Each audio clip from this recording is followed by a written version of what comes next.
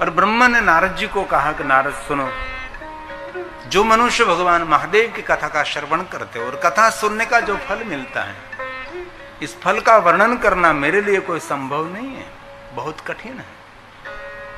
लेकिन जो मनुष्य भगवान महादेव की कथा श्रवण करते हो, मनुष्य दर्शनीय है और मनुष्य सभी तीर्थों का एक स्वरूप माना जाता है, ये देवताओं का स्वरूप है। ऐसे मनुष्य का दर्शन करने से हमारा मंगल और हमारा परम मंगल रहेगा। नारद, अधिक कहने से क्या लाभ? जो मनुष्य भक्ति से, हृदय से, भाव से महादेव की कथा का श्रवण करते हो, मनुष्य को साक्षात रुद्र तुल्य समझना चाहिए। रुद्र एव न संशय, इसमें कोई संशय नहीं नारद।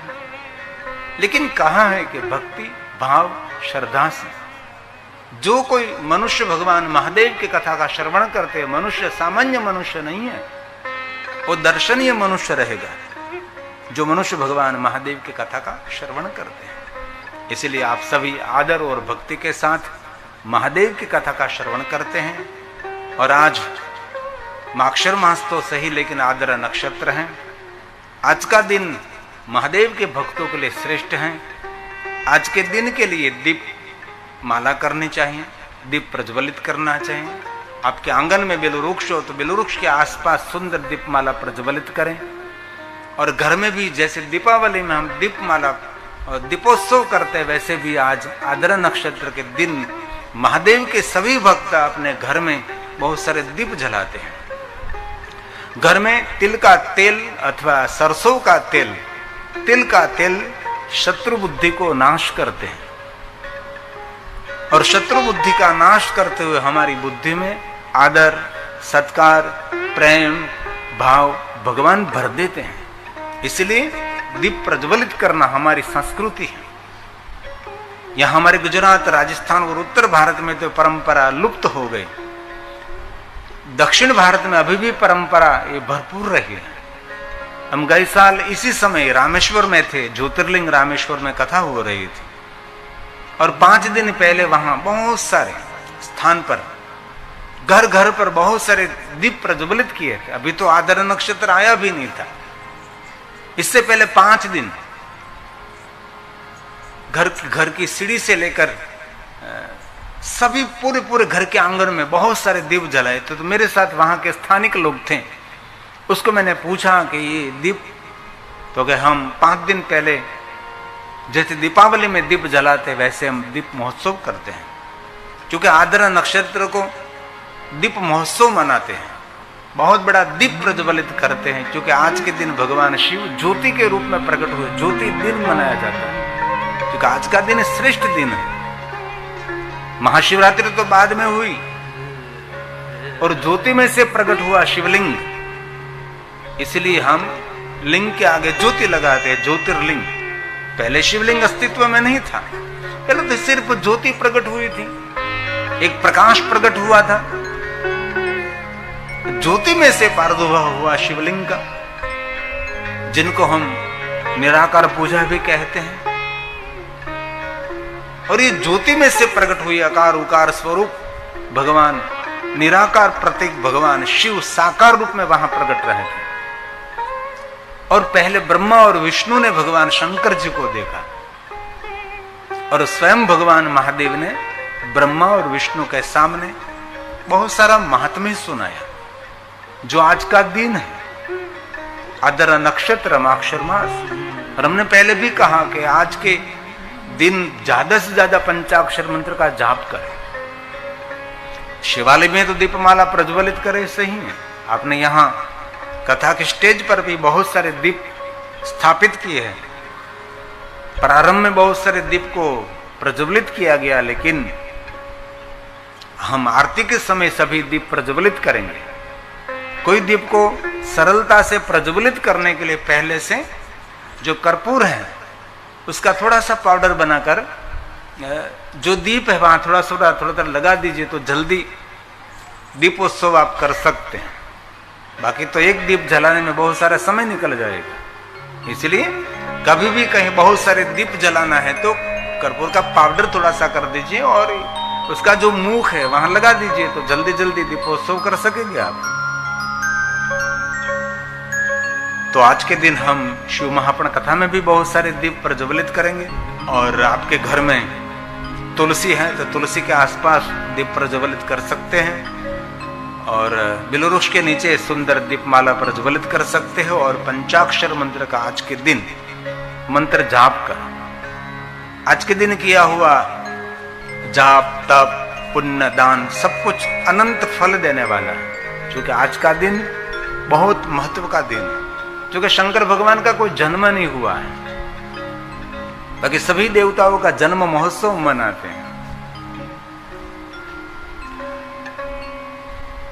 कि हो सके तो उसको बंद कर दीजिए, क्योंकि आवाज वो करते डिस्टर्ब करते हैं। ये बड़े बड़े फैन लाए, ये ठंडी के दिन है तो इसमें तो कोई जरूर नहीं रहती इतनी। आदर के साथ भगवान की कथा सुने, मान सम्मान के साथ परमात्मा की कथा सुने। ब्रह्मा जी ने बहुत सुंदर बातें कहे कि नारद जी, मैं बड़ा भाग्यवान रहा, मैं और श्री हरि ने पहली बार भगवान शिव को देखा, शंकर जी को देखा। शिशे मंदा गिरधारी भाल चंद्र त्रिलोचन, भगवान शिव को हमने देखा, 3 नेत्रों वाले शिव, जिनका सुंदर प्रसन्न मुख बदरा, प्रसन्नात्मा, सुंदर शीतलता से भर देने वाला चंद्र अपने शिव जी के बाल में हमने देखा। 5 मुख वाले भगवान महादेव को हमने देखा। हमने बहुत समय पहले भगवान कृष्ण जी ने उपमन्यु के सामने, और उपमन्यु जी ने भगवान कृष्ण जी को, भगवान शिव जी को कैसे हमने देखा है। उपमन्यु ऋषि ने बहुत सुंदर भगवान द्वारकाधीश कृष्ण के सामने वर्णन किया था, हमने कैसे महादेव को देखा, और मैंने शिव जी को देखा, मैंने माता पार्वती को देखा। उपमन्यु ऋषि कहते थे मैंने गणेश जी को देखा, मैंने कार्तिक को देखा। तब भगवान द्वारकाधीश ने कहा था उपमन्यु जी को, मुझे शंकर भगवान को देखना है, मुझे माता पार्वती को देखना है, मुझे भी गणेश जी को मिलना, मुझे कार्तिक को मिलना, मैं कहां जाऊं, वो मुझे कहां मिलेंगे। तब उपमन्यु ऋषि ने भगवान द्वारकाधीश को कहा था कि आप कैलाश तक पहुंचो। आपने एक बार तपस्या की है, बद्री का आश्रम में जाकर आपने बहुत तप किया, बहुत सारे वरदान भगवान शिव के पास से मिला, माता भवानी ने आपको बहुत सारे वरदान दिए, लेकिन संपूर्ण परिवार को देखना है तो आपको कैलाश जाना पड़ेगा। तब उपमन्यु ऋषि ने भगवान शिव का बहुत सुंदर वर्णन किया था कि मैंने शिव को किस तरीके से देखा। हम तो सिर्फ कल्पना करते हैं, शास्त्र और पुराण में से श्लोक में पढ़ से, कथा सुनकर भगवान को देखना, ये तो एक हमारा जीवन का उपाय है। वास्तव में देखे तो जो समझे वह पहचाने, बात कही नहीं जाती। ये शिव है, ये महादेव। ब्रह्मा जी ने कहा कि नारद, मेरे पास कोई शब्द नहीं है, किसी शब्दों में मैं आपके समक्ष भगवान शिव जी के रूप का वर्णन करूं, लेकिन जो महादेव ने कहा था वो मैं आपके समक्ष कह रहा हूं। जब भगवान शिव ज्योति स्वरूप में प्रकट रहे, और मैंने तो श्री हरि के साथ कपट भी किया था, मैंने तो झूठ का आश्रय भी लिया था, तो भी करुणाकर भगवान शंकर जी ने मुझ पर बहुत कृपा की। और हमने बहुत बार कहा है, जीवन में कुछ भी गलती हो जाए, बहुत सारी गलती, बहुत सारी भूल भी जीवन में हो जाए, मेरा शिव इतना दयालु देव है, कभी किसी को दंड नहीं देता। और कोई देवताओं ने, यम ने कोई दंड के लिए योजना बनाई है, और महादेव को कोई याद करेगा तो शंकर जी का एक ही कार्य है, उन भक्त को दंड से मुक्त करना है। यमराज भी उसको दंड नहीं दे सकता, कोई देवता भी उसको दंड नहीं दे सकता। ये शिव है, इसलिए कभी भी शिव से घबराने की कोई जरूरत नहीं है। कई लोग शिव से बहुत डरते और डराया गया भी है लोगों को। महादेव जितना दयालु देव एक भी नहीं, शिव जैसा करुणा करने वाला देव, अकारण करुणा करने वाले भगवान शिव है। ये तो लोगों के सामने ऐसे प्रवचन किए गए कि शिव तो बहुत क्रोध करते हैं, महादेव तो तीसरा नेत्र खोल देते हैं, और तीसरा नेत्र खोलते हैं तो जलाकर सब कुछ भस्म कर देते हैं। ऐसा कुछ भी नहीं है। जैसा हमारा भाव, वैसा भगवान शिव आपको देते रहते हैं। इसलिए अच्छे से भाव प्रकट करें। और ये प्रकृति का नियम भी है, जैसा भाव प्रकट करोगे वैसा ही वातावरण निर्माण होने लगता है। और हमने बहुत बार कथा के माध्यम से कहा, शिवालय में धन संपत्ति वैभव पूजा की सामग्री सोना चांदी हीरे मोती बहुत सारी आवश्यकता है नहीं है, पता नहीं, लेकिन शिव के दरबार में भाव की पहली आवश्यकता है। इसलिए शिव जी को हम भावनाथ कहते हैं, शिव जी को हम भावनाथ भी कहते हैं। क्यों कहते हैं? उसकी दुनिया में आपके हृदय में महादेव के प्रति कितना भाव है, कितना भाव छलक रहा है। तो एक बात कहने में मुझे बहुत खुशी हो रही है, आज का युवा धन, युवती हो या युवक हो, आज का युवा धन महादेव के पीछे भाग रहे हैं। ये हमारे लिए गौरव की बात है। शिव के प्रति जागना, शिव के प्रति भागना, वो हमारा सौभाग्य माना जाता है। जीवन में कुछ भी कमी नहीं रहेगी। मैं तो सालों से कहता हूं, लेकिन अभी भी बापू के मुख से मैंने सुना, पूज्य श्री मुरारी बापू के मुख से मैंने सुना। मेरे युवान भाइयों बहनों को मैं प्रार्थना करता हूं, जीवन में कुछ भी बात की कमी नहीं रखनी है तो महादेव का भजन करें, ऐसा बापू जी ने कहा था। क्योंकि हमारे साधना बहन, उसका परिवार पूरा बापू जी को समर्पित है, पूज्य मुरारी बापू को। इसलिए उसके थॉट से मुझे याद आ गया।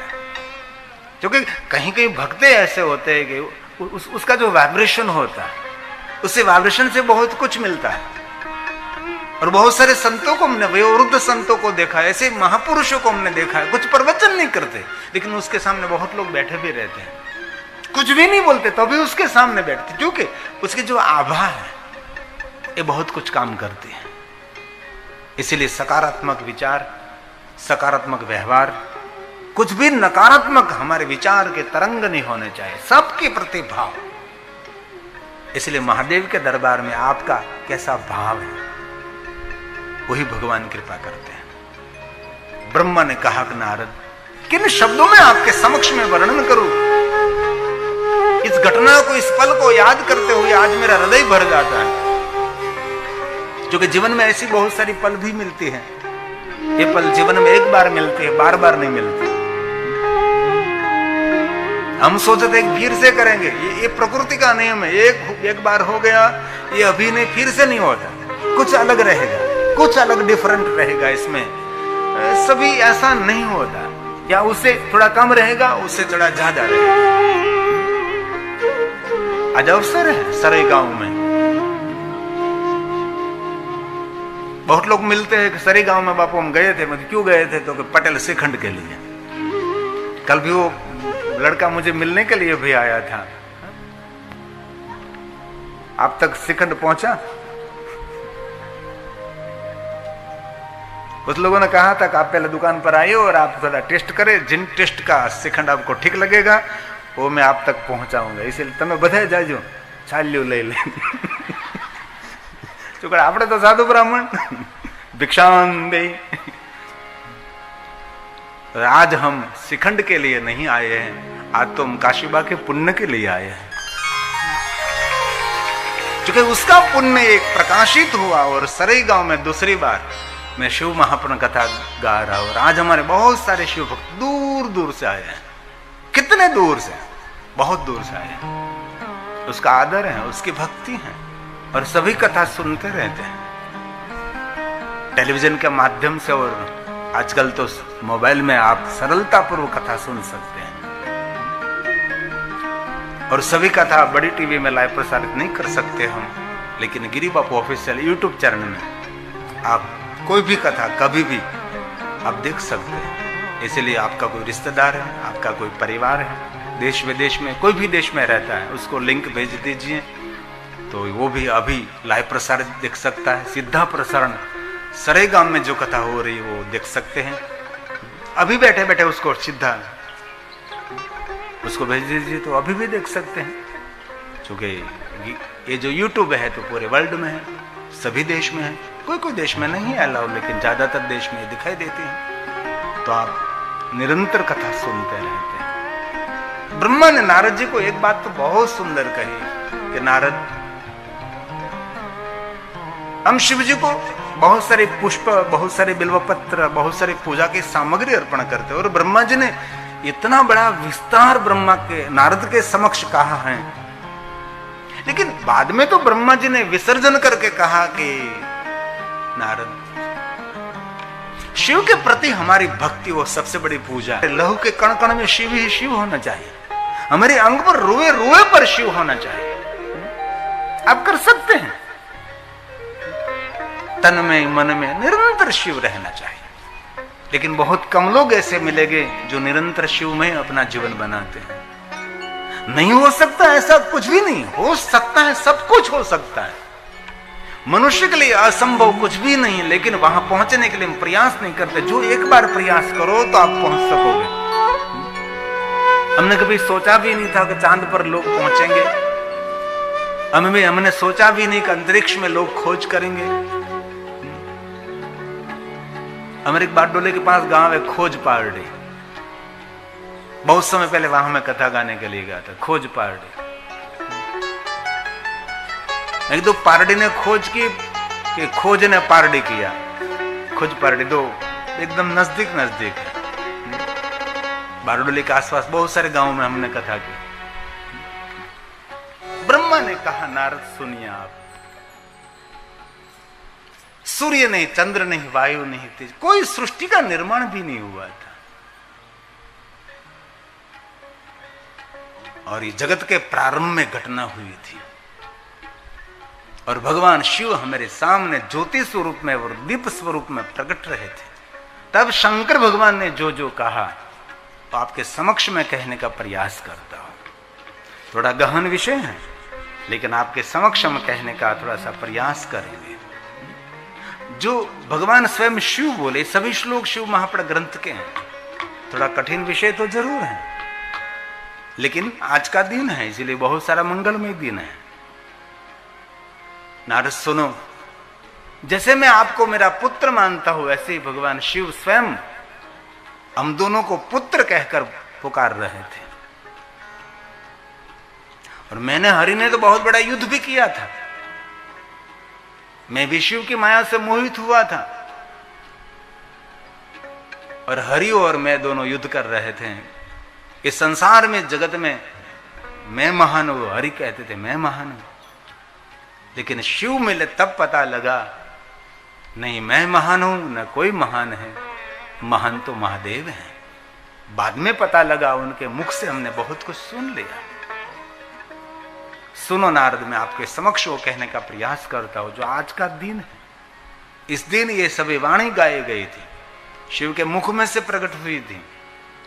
जब शिव ज्योति स्वरूप में प्रकट हुई, ज्योति में से अकार उकार मकार स्वरूप में प्रकट हुई, जिनको प्रणवलिंग कहा जाता है, जिनको नादलिंग कहते हैं, जिनको ओमकार लिंग कहते हैं, अकार लिंग, उकार लिंग, मकार लिंग, ध्यान लिंग, ध्वनि लिंग जिनको कहा जाता है, जिनको ओमकार का नाम दिया गया है।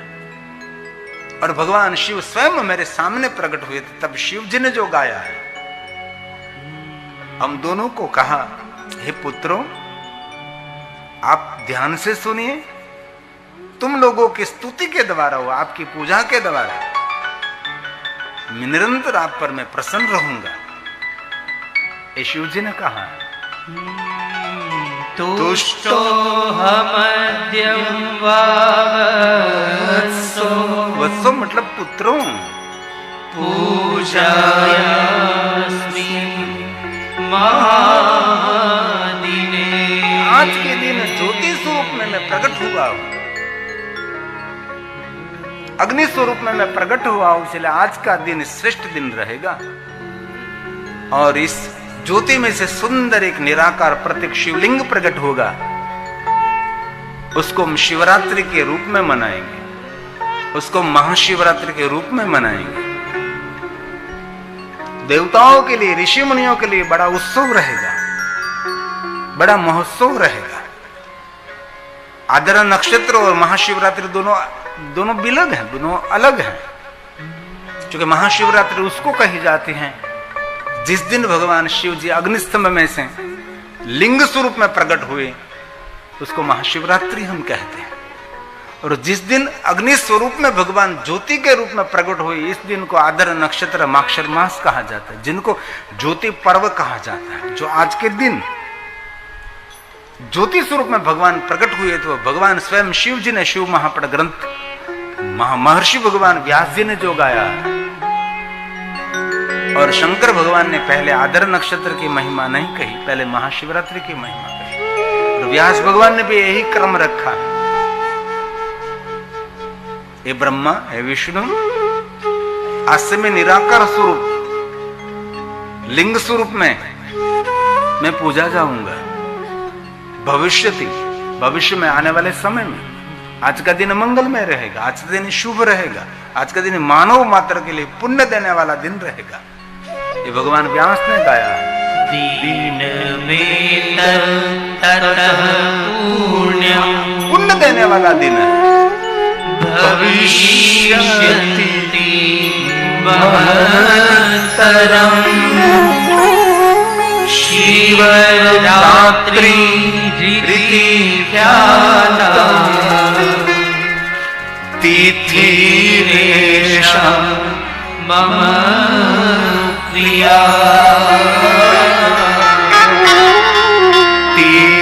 तिथिरेषां मम प्रिया। मुझे तिथि प्रिय रहेगी। और हमने कथा में बहुत बार कहा है, जो महिमा पवित्र श्रावण मास में है, उससे भी थोड़ी सी कम नहीं, माक्षर मास में वही महिमा है। शिव की विशेष प्रकार से साधना करने के लिए माक्षर मास श्रेष्ठ माना जाता है। इस महीने में ज्यादा से ज्यादा पंचाक्षर मंत्र का जाप करना चाहिए, और कोई मनुष्य पंचाक्षर मंत्र का 5 लाख मंत्र जाप करे तो माक्षर मास श्रेष्ठ है। बहुत सारे शिव भक्त एक महीने में 5 लाख पंचाक्षर मंत्र का जाप का अनुष्ठान भी करते और करना भी चाहिए। साधना उपासना जीवन में एक हमारा अंग होना चाहिए। जैसे भोजन के बिना नहीं चलता, कभी पानी के बिना नहीं चलता, कभी श्वास के बिना नहीं चलता, और नींद के बिना भी नहीं चलता, और साथ में कहे तो दूसरों की निंदा के बिना भी नहीं चलता। ऐसे एक जीवन का अंग बना लीजिए। कोई साधना उपासना अनुष्ठान जीवन में निरंतर रहना चाहिए। शिव ने कहा कि तिथि मुझे अति प्रिय रहेगी। सुनिए ब्रह्मा और सुनिए श्री हरि, जो मनुष्य आज के दिन मेरी पूजा अर्चन दर्शन मेरा स्मरण करेंगे, तो मनुष्य इतना सामर्थ्यवान रहेगा, उनके जैसा सामर्थ्य बहुत कम लोगों में रहेगा। और वहां तक शिव ने कह दिया कि जगत की स्थिति और जगत को स्वर्ग बनाने में सामर्थ्य उनका रहेगा। इस दिन भगवान महादेव की विशेष उपासना, विशेष साधना, विशेष कोई स्मरण करे भगवान शिव के लिए, स्वयं शिव ने कहा इतना सामर्थ्य मिलेगा। जगत सर्जन और सुंदर जगत को स्वर्ग बनाने का सामर्थ्य उनमें रहेगा। ये भगवान शिव ने गाया है। एतत् काले तु यः कुर्या पूजा मल्लिंगवेलयोः,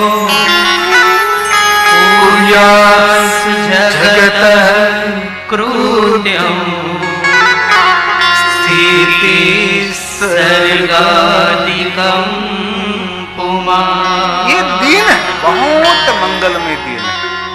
आदर नक्षत्र माक्षर मास कोई सामान्य दिन नहीं। महाशिवरात्रि की महिमा तो सभी लोग जानते हैं, लेकिन बहुत कम लोग आपको मिलेंगे जो इस माक्षर मास आदर नक्षत्र के बारे में, जो शिव भक्त होगा उसको पता है कि आज के दिन विशेष प्रकार से दीप दर्शन करना चाहिए, विशेष प्रकार से दीप माला प्रज्वलित करनी चाहिए। गाय माता का जो शुद्ध घी मिले तो बहुत बड़ी बात हो गई, लेकिन ये नहीं मिले तो सरसों का तेल तो बहुत श्रेष्ठ माना जाता है। हम पंजाब की ओर जाते हैं तो पंजाबी लोग ज्यादातर सरसों तेल का ही उपयोग करते हैं दीप में, और हम जाते हैं तो उसका सम्मान के लिए भी तेल से सम्मान करते हैं। ये सरसों का तेल से सम्मान करते हैं। हाथ में तेल रखते हैं और उसके चौकट मतलब अपने उमरू कही कहते हैं, यहाँ तेल ने धारा कर। इतनी मान्यता सरसों तेल की है। और विज्ञान ने भी बता दिया कि कभी मन आपका उद्वेग से भर दिया और मन चिंतित है, मन की तरंग बिल्कुल नकारात्मक हो गई है, तो सरसों का तिल का दीप जलाकर उसके सामने बैठने से बहुत सारी मन की तरंग शांत हो जाएगी। ऐसा बहुत सारा शास्त्रों में विज्ञान है, आयुर्वेद के अंदर भी विज्ञान है, ऐसी बहुत सारी बातें हैं। तो भगवान स्वयं शिव ने कहा शिवरात्रि और माक्षर मास आद्र नक्षत्र मुझे अति प्रिय रहेगा। भक्तों राधे राधे, हर हर महादेव। भक्तों, तो आज हमने शिव कथा में सुना है, गुरु जी ने बताया है कि जो भी भक्त शिव जी की कथा सुनता है, उनका श्रवण करता है, तो वो मनुष्य के अगर दर्शन हो जाए तो बहुत मात्र हो जाए तो बहुत ही शुभ होता है। कहते हैं कि अगर शिव जी की भक्ति करते हैं जो मनुष्य, जो कथा सुनते हैं, वो पूज्य होते हैं और उनके दर्शन एक महात्मा के दर्शन के बराबर होते हैं, एक संतों के दर्शन के बराबर होते हैं। शिव जी की जो पूजा करते हैं उनकी सारी इच्छाएं शिव जी पूरी करते हैं और उनके सभी संकटों को हर लेते हैं। भक्तों, तो कैसी लगी आपको ये कथा? अगर आपको ये कथा पसंद आए तो हमारे चैनल को सब्सक्राइब कीजिए और वीडियो को लाइक कीजिए और हमारे चैनल से जुड़े रहिएगा। धन्यवाद। राधे राधे।